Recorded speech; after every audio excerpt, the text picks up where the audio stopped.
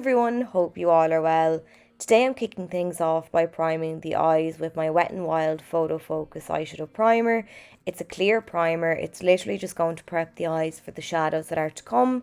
It'll help them to adhere to the eyes a bit better, it'll allow them to blend nice and smoothly and last all day long. The palette I'm going to use today is the Wet n Wild Colour Icon Walking on Eggshells. This is everything you need in it for a nice neutral smoky eye, so it's perfect especially for beginners. The first shade I'm taking is the lightest shade in the palette. It's a nice creamy off-white with a shimmer to it.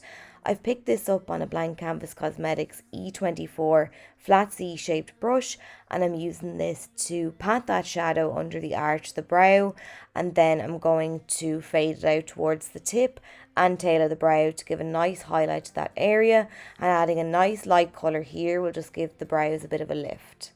Next, I'm taking that medium matte sandy brown on a Coastal Scents blending brush, BR250, and I'm applying this in the crease of the eye. And if you don't know where that is, feel around the socket of the eye or just add your eyeshadow above the eyelid, halfway between there and the brow bone. So I'm starting out by using back and forward sweeping motions to lay this colour down in the crease, and then a mix of circular motions to blend it out. And I'm just going back and forward all the way along the crease from inner to outer corner. And when I reach that outer corner, I'm making sure to flick my brush upwards, aiming the shadow towards the tail of the brow.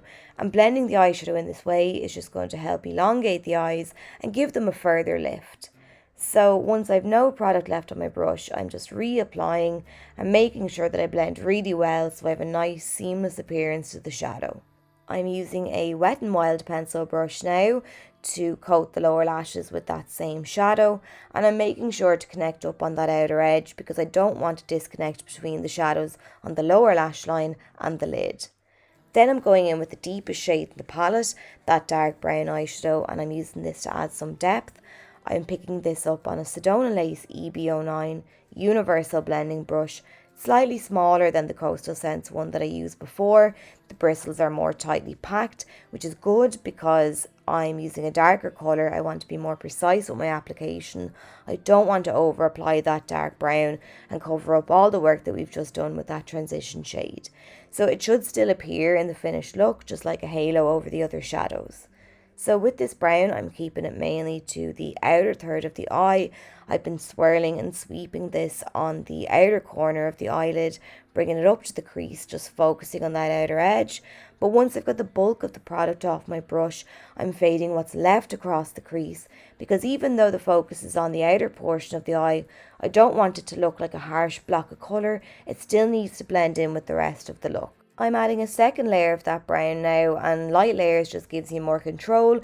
It stops you from over applying, and it ensures your shadows don't end up having a muddy appearance. So I'm just going to keep blending and pulling that colour up around on the outer edge until I'm happy with the finish.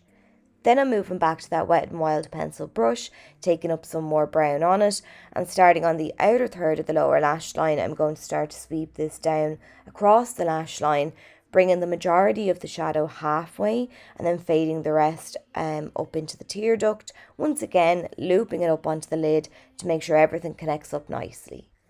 Then I'm taking that shimmery bronze shade next, right next to the brown.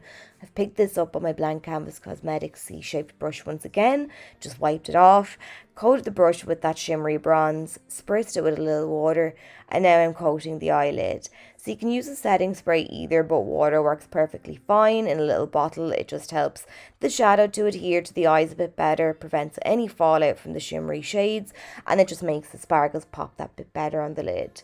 So I'm taking this eyeliner from Wet n Wild called Pretty in Mink. It's a nice dark brown. I'm frowning to expose my waterline without having to tug at the eye area with my finger, and then I'm running the pencil back and forth. So let's say if you didn't have a pencil that was deep enough, or you find your liner doesn't last that well on the waterline, take a shadow that's the same colour. So in this instance I'm using that dark brown from the palette. I've picked it up on an angled brush and I'm now pressing it over the top of the waterline. Not only will this bump up the colour of the pencil, but it'll also set in place that pencil, making sure that it lasts longer on the waterline. I've added some Ardell lashes now, and I'm using the Wet n Wild Mega Length Mascara just to coat the bottom lashes from root to tip, and then to blend my own lashes in with the false ones, and that's it.